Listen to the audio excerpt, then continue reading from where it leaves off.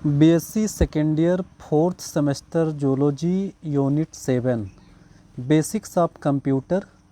Basics of computer में computer operating system को हमें पढ़ना है। तो देखते हैं ऑपरेटिंग सिस्टम क्या है। Operating system is a collection of set of programs या software that controls a computer. Operating system क्या होता है? किसी सॉफ्टवेयर का सेट ऑफ कलेक्शन होता है जो कंप्यूटर को कंट्रोल करने का काम करता है। यहाँ पर हम देखते हैं the software that control the hardware, यानी ऐसा सॉफ्टवेयर जो हार्डवेयर को कंट्रोल करता है उसी को ऑपरेटिंग सिस्टम कहते हैं। Operating system is an intermediator between user and hardware. यहाँ पर हम देखते हैं कि जो ऑपरेटिंग सिस्टम है वो इंटरमीडिएटर का काम करता है, किसके बीच? यूजर और हार्डवेयर के बीच में। यहाँ पर हम देखते हैं अगर ये यूजर है और ये हमारा कंप्यूटर हार्डवेयर है तो यहाँ पर इन दोनों के बीच में इंटरमीडिएटर का काम कौन करता है? तो ऑपरेटिंग सिस्टम करता है। ऑपरेटिंग सिस्टम ही है जो हमें बताता है कि हम कंप्यूटर को कैसे जो है चलाते हैं, या कंप्यूटर में तमाम आइकन्स बनते हैं या बटन होता है जिसको हम टच करते हैं और उसकी प्रोसेसिंग स्टार्ट हो जाती है। तो इस तरह से एक ऑपरेटिंग सिस्टम कंप्यूटर में होता है जो या जिसके द्वारा हम जो है उसको चला पाते हैं। अगर हम एग्जांपल देखें ऑपरेटिंग सिस्टम का, तो ऑपरेटिंग सिस्टम का एग्जांपल यहाँ पर दिया गया है। यूनिक्स है, मैक है, MS-DOS है, MS विंडोज़ है, विंडोज़ NT है, शिकागो OS/2 है, मैक OS है, VMS और MBS और यहाँ पे VM है।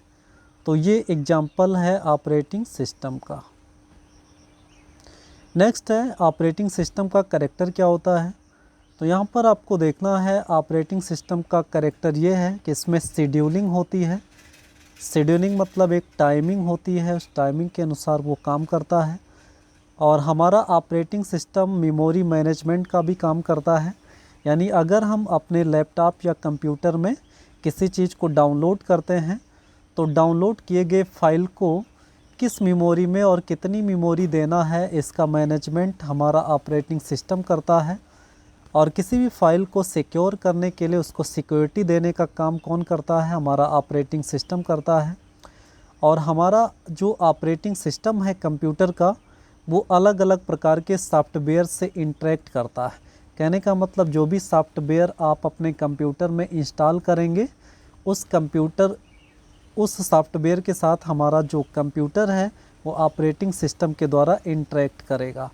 और ये डिवाइस मैनेजमेंट का भी काम करता है। ऑपरेटिंग सिस्टम जो होगा वो डिवाइस मैनेजमेंट का भी काम करेगा और फाइल का मैनेजमेंट करेगा, यानी किस फाइल को कहाँ पर और कैसे स्टोर करना है, उसे कितना मेमोरी देना है, ये सब काम ऑपरेटिंग सिस्टम का होता है।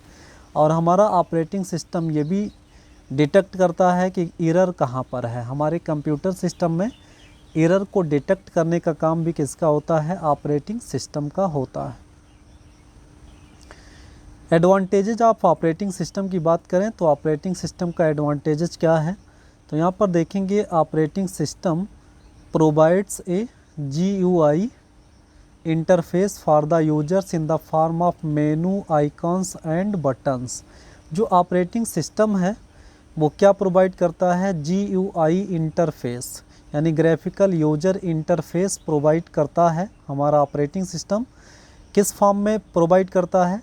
मेनू के फॉर्म में, आइकन के फॉर्म में और बटन के फॉर्म में।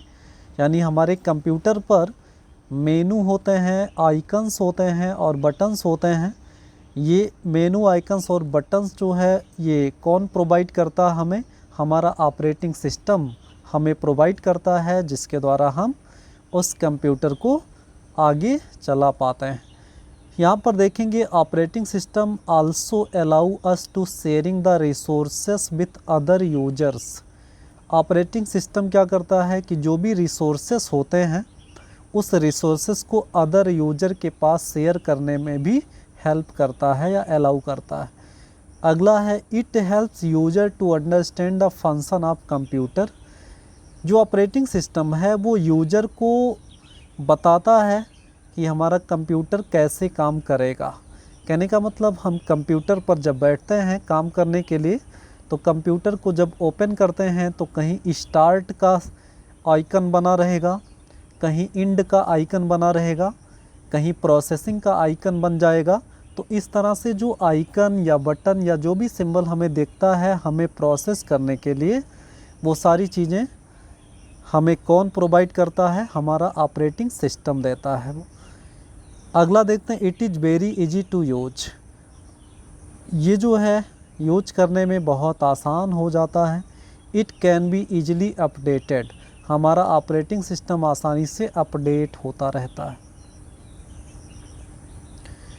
अगर डिसएडवांटेजेस की बात करें ऑपरेटिंग सिस्टम की, तो यहाँ पर हम देखते हैं if the operating system is corrupted.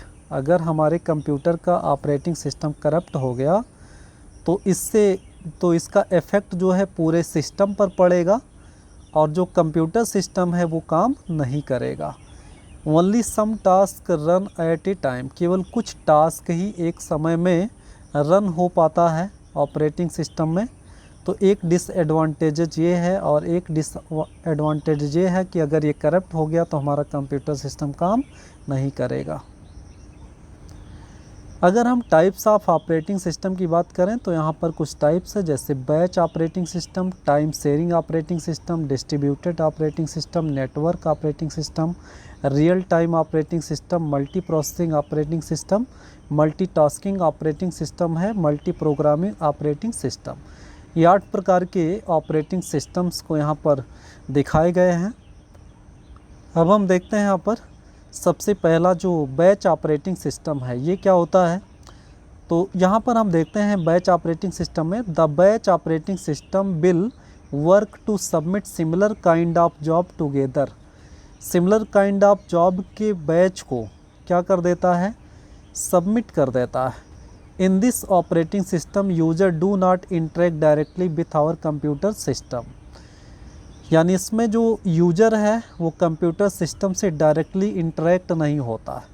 यहाँ पर देखते हैं जैसे यहाँ पर एक जॉब 1 है अंकुश नाम का, अंकुश जॉब 1, अनीश जॉब 2 है, अंकित जॉब 3 है, अल्ताफ जॉब 4 है, अजय जॉब 5।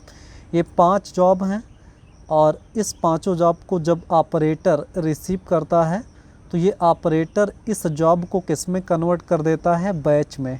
यहाँ पर बैच 1 बना देता है जिसमें जॉब 1 और जॉब 3 को इंक्लूड कर लेगा, और बैच 2 बन जाएगा जिसमें जॉब 2, जॉब 4 और जॉब 5 हो जाएगा, और इसको आगे जो है CPU में प्रोसेसिंग के लिए भेज देता है। तो इस तरह से ये जो ऑपरेटिंग सिस्टम है जिसमें सिमिलर टाइप के जॉब को एक साथ सबमिट कर दिया जाता है, सिमिलर टाइप के जॉब को एक साथ सबमिट कर दिया जाता है, इस ऑपरेटर को या इस ऑपरेटिंग सिस्टम को क्या कहते हैं? बैच ऑपरेटिंग सिस्टम, जो क्या करता है? बैच बना देता है इन सभी जॉब का। नेक्स्ट है एडवांटेजेस की बात करते हैं। तो ऑपरेटिंग सिस्टम का एडवांटेजेस क्या है? ये यूजफुल होते हैं किसमें? तो यहाँ पर देखते हैं useful when be working with large file. जब लार्ज फाइल के साथ आप काम कर रहे हो, आपका फाइल बहुत लार्ज हो, तो ये क्या करता है? Can take more time to execute. ये ज़्यादा टाइम जो है एग्जीक्यूट करने के लिए होता है। डिसएडवांटेजेस ऑफ बैच ओएस, अगर इसका डिसएडवांटेजेस देखें तो once the job is submitted the user did not have any interaction with it. अगर एक बार जॉब सबमिट हो गया, उसका बैच बन गया, तो दोबारा फिर उसके द्वारा यूजर का कोई इंटरेक्शन नहीं हो सकता है। नेक्स्ट है दूसरा टाइम शेयरिंग ऑपरेटिंग सिस्टम। अगर टाइम शेयरिंग ऑपरेटिंग सिस्टम की बात करें तो ये हमारा CPU है और इस CPU में कई प्रोसेस एक साथ हो रहे हैं। हर प्रोसेस को टाइम पीरियड की ज़रूरत होती है। अगर एक प्रोसेस में जो टाइम पीरियड लगना था, अगर वो टाइम पीरियड से पहले कंप्लीट हो गया तो बचा हुआ जो टाइम है उसको जो है वो शेयर कर देगा, दूसरे प्रोसेस में यूज हो जाएगा।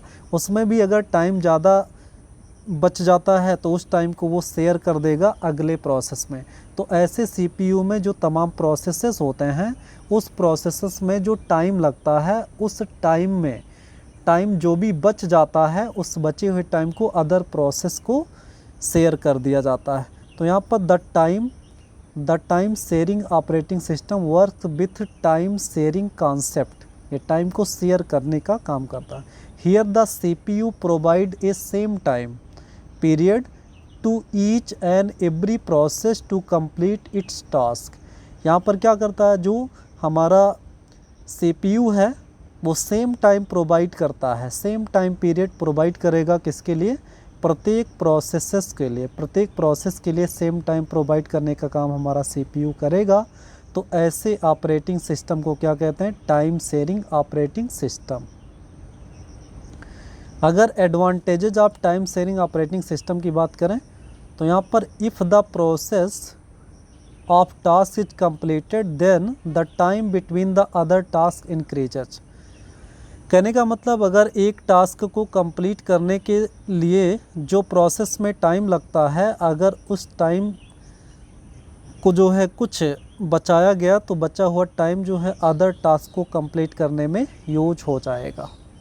Disadvantages of time sharing operating system में क्या होगा, may be a problem of data communication, यानी डाटा कम्युनिकेशन में ये प्रॉब्लम क्रिएट कर सकता है।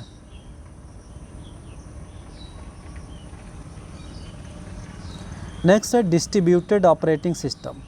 ये क्या होता है, when many computer are interconnected to each other through a network for the purpose of sharing their task then it is called distributed operating system.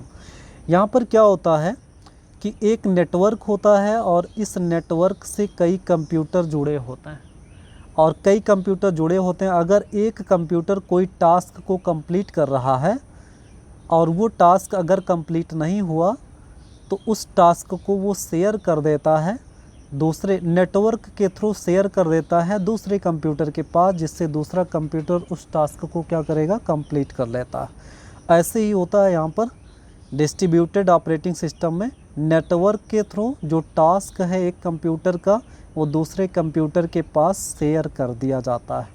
तो इस तरह से जो ऑपरेटिंग सिस्टम बनता है उसी को डिस्ट्रीब्यूटेड ऑपरेटिंग सिस्टम कहते हैं। नेक्स्ट है advantages of distributed operating system. अगर एडवांटेजेस की बात करें तो यहाँ पर देखते हैं, if A node is over used, मतलब अगर एक कंप्यूटर ओवर यूज्ड हो रहा है या उस पर लोड ज़्यादा पड़ रहा है तो वो क्या करेगा, the distributed operating system shares that load to other node of the network. यानी क्या होगा कि ओवर यूज्ड नोड, यानी एक कंप्यूटर पर ज़्यादा लोड हो जाएगा तो वो अपने लोड को नेटवर्क के थ्रू शेयर कर देगा अदर कंप्यूटर पर। तो ये एडवांटेजेस होता है डिस्ट्रीब्यूटेड ऑपरेटिंग सिस्टम का।